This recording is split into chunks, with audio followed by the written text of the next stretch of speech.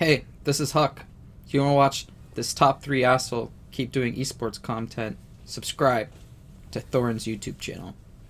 The Esports Industry Awards is the premier awards show within the esports industry. It is coming up on its fourth year. It began in 2016, and yet it often faces the same criticisms thrown at it year after year.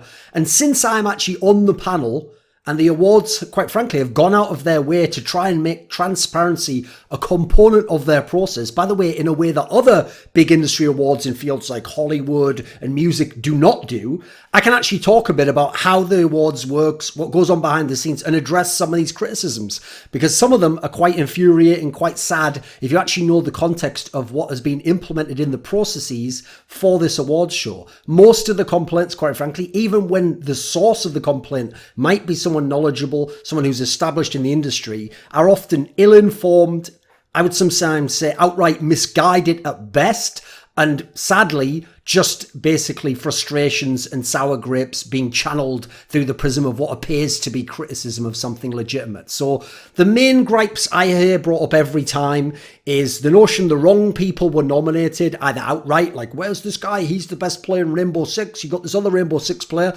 Or the idea that there is a lack of representation for specific games. Like, where is the best Rainbow Six player? Why isn't he nominated for PC Player of the Year? I'm using examples here, hypotheticals, not literal cases that have been said recently. There's also the whole notion that the entire award is just bullshit, or it's a popularity contest, and like, these people don't know what they're talking about who are voting, and what idiots voted that, and it's obvious they just did that because of the guy's name, etc. And basically not using legitimate metrics to decide who is worthy of these awards, who should be nominated, who indeed should win. And finally, there's the whole notion that it's just corrupt. The entire thing is just an old boys club, or people voting for their friends, or not voting for people they don't like on personal levels. So, okay, in terms of the idea of like the wrong people are being nominated, or there's not the right amount of representation in the awards, and that's often tied to the idea that the panel itself doesn't have the right people, isn't represented by the right makeup, whatever the fuck that sinister kind of judgment might mean. Well, here's the thing. I'll put the link in the description below. One of the cool things about the Esports Industry Awards, a lot of people seem unaware of, is you can go and see who the panel is. You can see who was on the 2019 panel. And on that page, it has a little blurb I'm going to read out here that really sets up the tone of the awards. It says, the judging process for the Esports Awards is one of the most transparent and stringent procedures of its kind, all overseen by our Esports Awards Committee. The process begins with the nominations received from the esports community for our three awards groups, Community, Industry and Pro, being reviewed and judged by our Esports Awards panel. Made up of key industry experts, the panel features heavyweights from the entire spectrum of the industry. It takes more than 2 weeks to determine our official finalists. The official finalists are then deliberated on by our Esports Awards panel a few weeks prior to our awards. All of our awards, except for the panel's choice award, are open to community vote, with the community accounting for 25% of the overall vote. The panel makes up the final 75% of the vote. In the case of our awards categories in the community group, the community accounts for 100% of the overall vote. When voting is closed, the Esports Awards Committee sign and seal the winners away for 2019 Esports Awards ceremony. Now, in terms of that panel, and as you saw, most actual awards are not just what fans can vote on and therefore actually wins. The fans get at most 25% of the say. So if the panel overwhelmingly disagrees with the fans and the fans just went with the biggest name, maybe for personality of the year that could have been Ninja or something, maybe they decided to go with someone else who you think has a better personality or is more applicable, then they can overrule essentially, and their awards, their votes have more weight in that particular sense for the categories that really matter. For the more light-hearted, throwaway ones, yes, the community can have all the say in those ones, and those are mainly there to get community attention and also to round out the panel. So it isn't just hardcore voting things, even though someone like me might be a purist and might want that to be the case. So when you talk about this panel, the idea that they don't know what they're talking about, or there's not really any legit people there, go look at the panel. These are industry legends. This is the most qualified group of experts in the entire world voting on anything akin to this. It absolutely shits all over any other panels I've seen in esports or been a part of myself.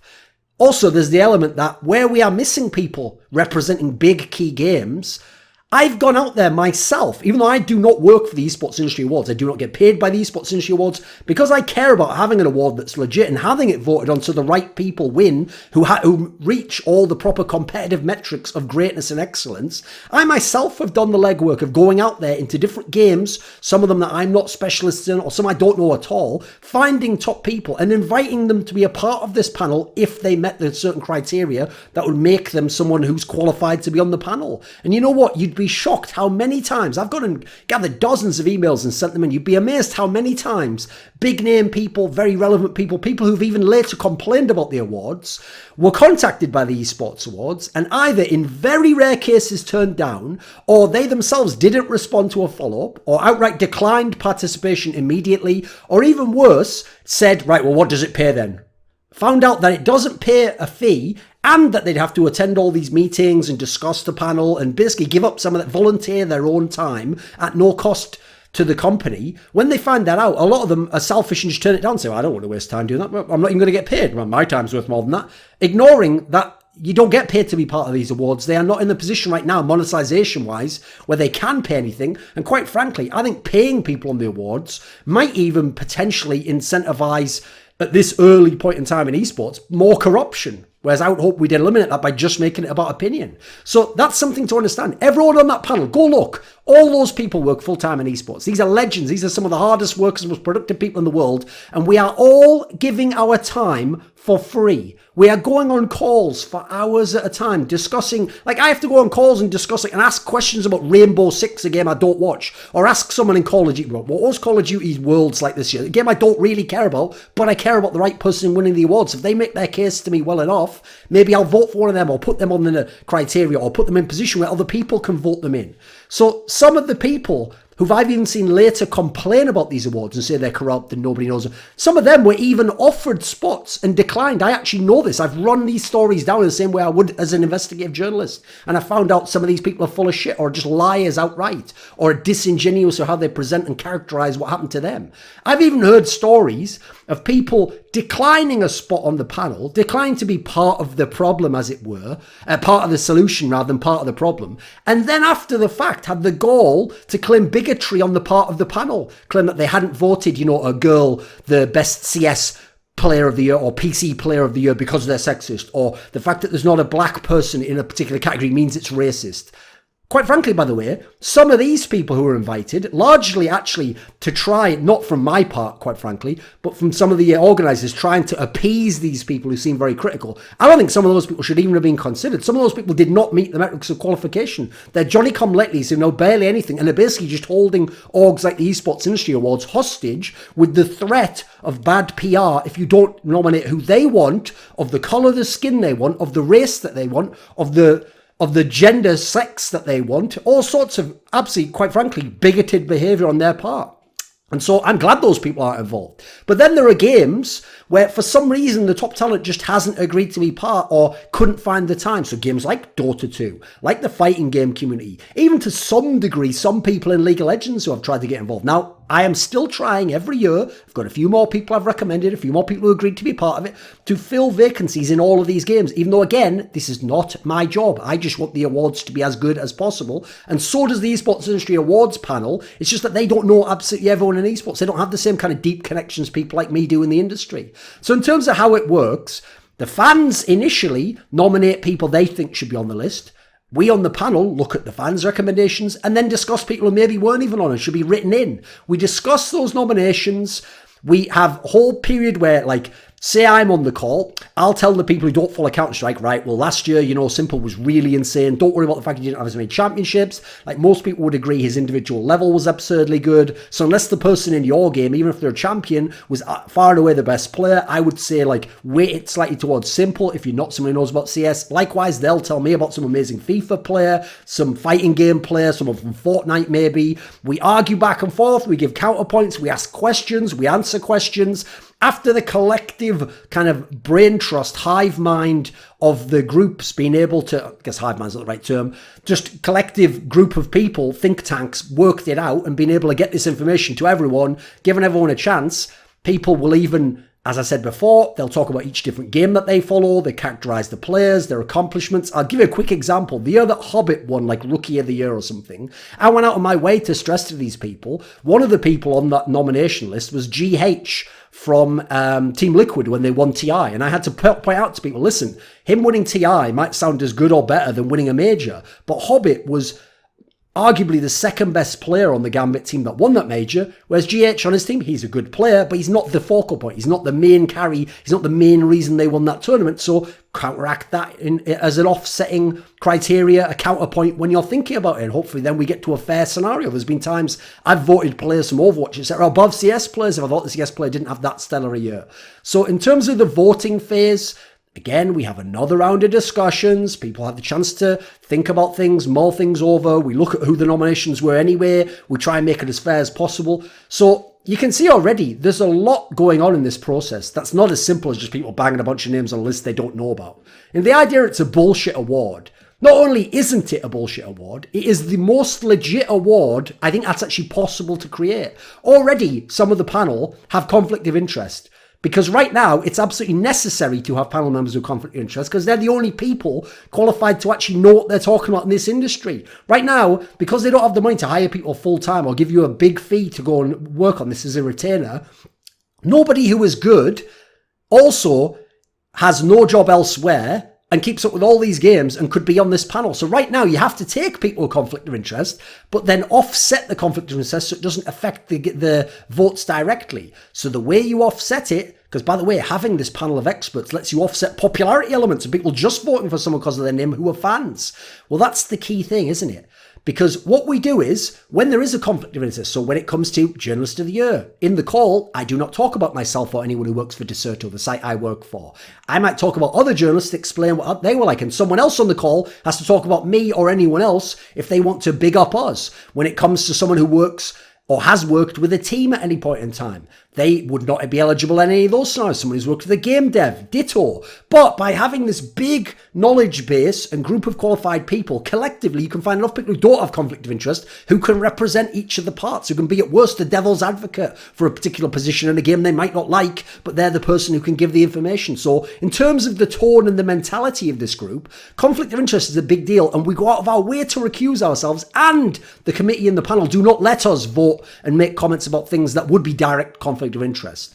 We talk about other people in this scenario because I and others on the panel have expressed an eager desire to see the right people win these awards and be nominated for these awards as they should be. I even myself go out of my way to find out about the players I don't know and the games I don't follow. I even often ask people as well, like extra questions. If I think like, for example, there's a League of Legends player who's pretty good and he could be on there, but I think, okay, in a game that's a bit smaller that I don't follow, like a fighting game, maybe that guy's been truly exceptional. He's like the best player ever. If they make a good enough case, I might vote for him over the other person I know about in that scenario. I think that's fair to do so. And that's actually one of the things that bothers me about how people talk about this awards, is they talk as though we're just doing it by popularity. Whereas most people on that award thing really want the right person to win. I even often make the same case every year to remind people, don't just vote for people as though like it's a lifetime achievement award or he won last year, so who's going to win this year? I always tell them, if he's the best player this year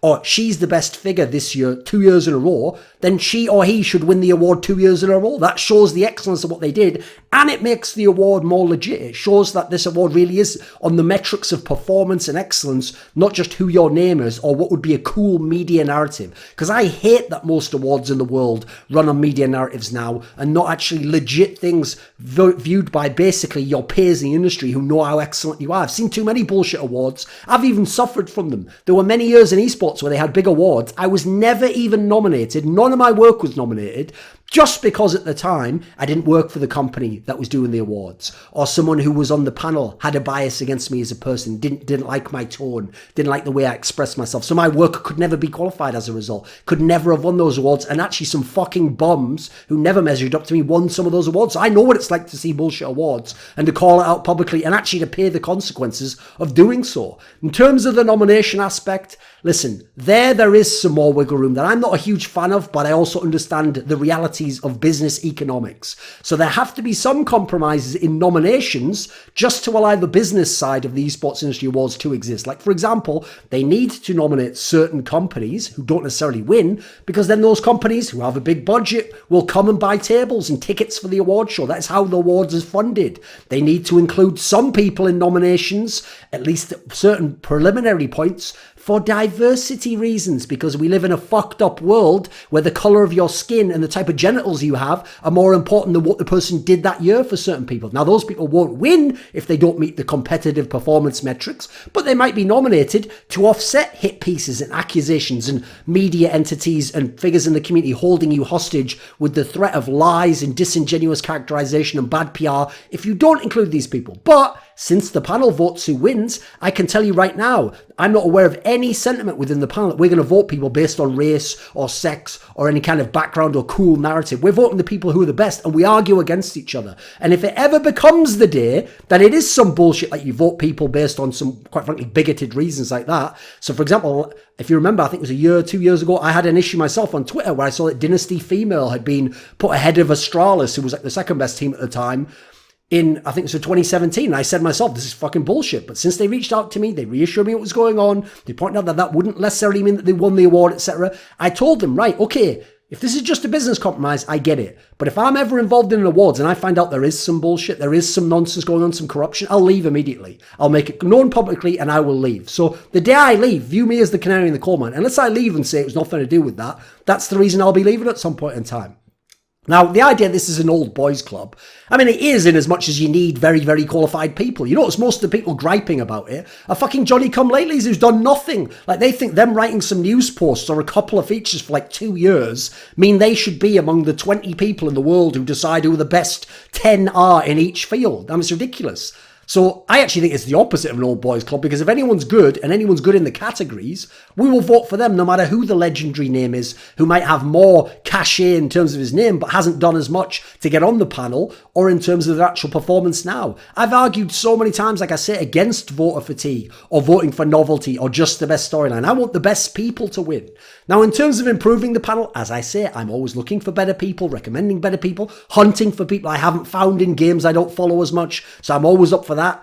As far as the other complaints go, I won't address them individually, but I will say a lot of the complaints are sour grapes from people who are fucking rubbish at their job and either don't realise they're just not as good as they think they are, you know, good enough to be one of the 10 best in the entire fucking world nominated for an award, or they have such an atrocious attitude and have been so abusive to people that's the reason that maybe they could have become great but never got the jobs that they needed to become great, to have the platform to publish the stuff, to then show that they were good. So, as usual, most of those people are just wrong. They are not worthy of nominations, and I'm so sick and tired of people just nominating their friends in the industry and go, well, he's my mate, so he must be one of the 10 best in the world. Fuck you. 10 people in the world can win the Journalist of the Year award, but your mate can. Just because he's your mate and because he did a couple of pieces. 10 people in the world. Then let's add in the idea, because your mate's a woman or your mate's not white, they're supposed to automatically be on this, otherwise it's bigoted, is it? Use your fucking head. You're actually arguing against the very meritocratic bases for the awards in the first place. You're the corrupt one. You're the bigoted one. You're the biased one who doesn't want this to be based on actual performance metrics and what you did. And that's what the award is for. Excellence that you had in your particular field. So I know what bullshit awards are like. And if I spot them, I'll be the first to call them out. And if I see problems with the awards, I bring it up to the people who run the awards. Every year we're giving them feedback. Take out this category, change this one, watch out for something that could go wrong if you allow a gap here. We've done our best on it. So the idea that people in this industry are just going to dismiss this awards as it was some shit award that means nothing, voted for by a bunch of idiots that's all corrupt and just an old boys club, that says more about you and what little you know about the awards in this industry, not the Esports Industry Awards. This video was kindly supported by stayfungg, Patrick Ribeiro, Alice the Alchemist, Dean Tanglis, Alexander Rao, Blunt Smoking Anus Destroyer, Dane Cuskley, JDubs, Chi Mao, NateDOhDoubleG, OllieJ, Tobias Bernasconi, Who the Fuck is Viathan? Special thanks, as always, goes out to Jerky's Minion. Would you like to suggest a topic or a guest for my content? Maybe you want to ask me a question in my monthly video AMA. Do you want teasers for my upcoming content, who the guests are going to be? Maybe you even want to take part in an online esports discussion with yours truly. Well, then put your money where your mouth is and join the Scrilluminati today. The Patreon link is in the description box below.